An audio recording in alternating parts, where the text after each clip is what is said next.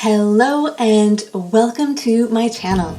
I am Amy Carr Hilton and I know firsthand the hardships of figuring out how to recover from chronic pain and other chronic symptoms on our own. So I'm inviting you here to explore our pain mastery together because it is you who has the greatest power to influence your own pain healing. And I really want to share this experience with you. What we're talking about today is outcome independence. So the whole point of this neuroplastic healing process is actually not to find these like magical little techniques that make us feel better in the moment. And I know that's what we all want. It's like we're all looking for like that little magic pill that's not a pill because we don't really want to be on meds, but you know, like that metaphorical magic pill that's going to make us feel better in the moment. And that is just not what this is. It's a really frustrating process of that paradox, finding healing through not needing to actually change anything about our experience. So becoming completely aware of what our experience is in each moment and finding some acceptance with the fact that, you know, it can suck in this moment. It could be good in this moment, but it can also suck in this moment. And then allowing, like creating space through acceptance to allow for change to happen naturally. And the reason why this is so important with, you're in the Elements of Care program, right? So it's like my foundational program. So you've gotten into a little bit of like what this neuroplastic change is that happens when we have pain symptoms that are not coming from structural causes. So to fix that, we actually have to just allow for an environment of safety and for the brain to have time to pick up on that and to change the neural pathways that it chooses in the way that it communicates with us.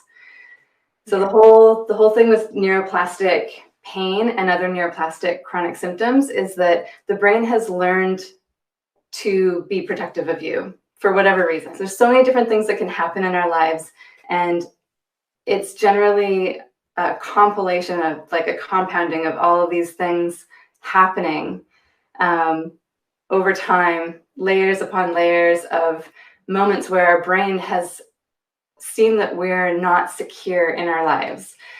So pain symptoms can come up as in the body. They're physical symptoms. They're symptoms we feel in the body. It's pain in the body, but it's not necessarily because of a problem in the body. It's just simply the way that our brain can communicate with us.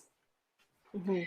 So I just wanted to lay that out because I know that's what we're all looking for in the beginning. And I mean, we're kind of always wanting that in the moment of discomfort, but the way that we can actually heal, the way that we can actually allow our brains to find new neural pathways where it actually sees that we're safe and gives us messages of feeling comfort in our body instead of that discomfort in our body, is by accepting where we're at and showing our brain that we're okay with where we're at. And it can feel like giving up, and none of us want to give up. Like we want to, you know, this word empowered gives this idea of like that we're going to put our foot down and we're going to be strong and we're going to like beat our head against it until it backs down.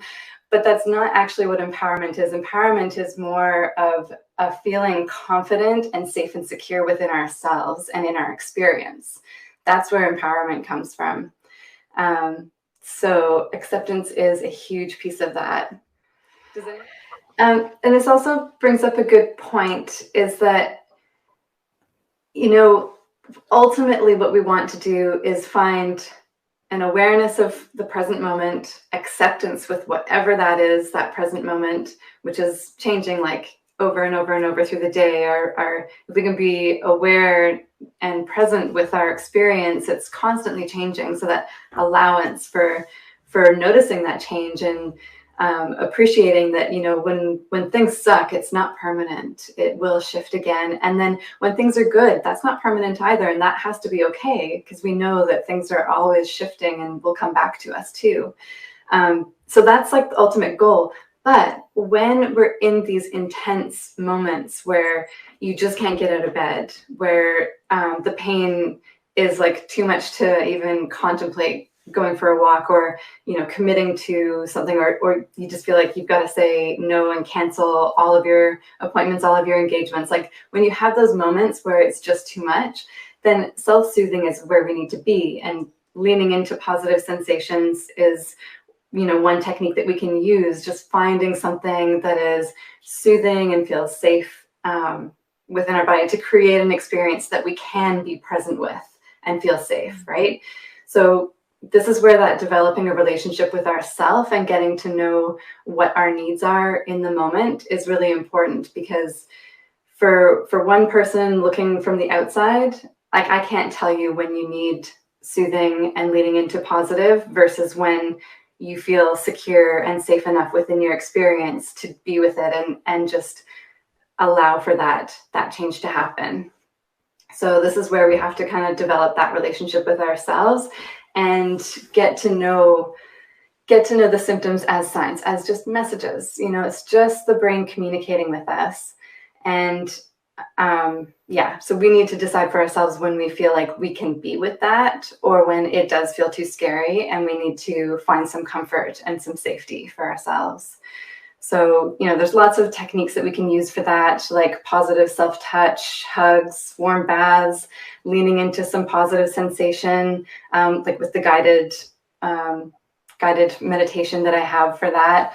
And brushing your hair, like any of these sensations, any of these 5 senses awareness practices that we can do that feel good and feel comforting, can be self-soothing for us. Even just something like watching a funny movie, watch some stupid, funny movie from your childhood that reminds you of a time when life was simpler. Even something like that can be enough to bring you back to, like, okay, I can be present with my experience now. So there's that too. And those are the little magic pills where it's like, okay, these little things that we can do in the moment to just give ourselves a little respite and find some security in our experience, even if it's still sucking a little.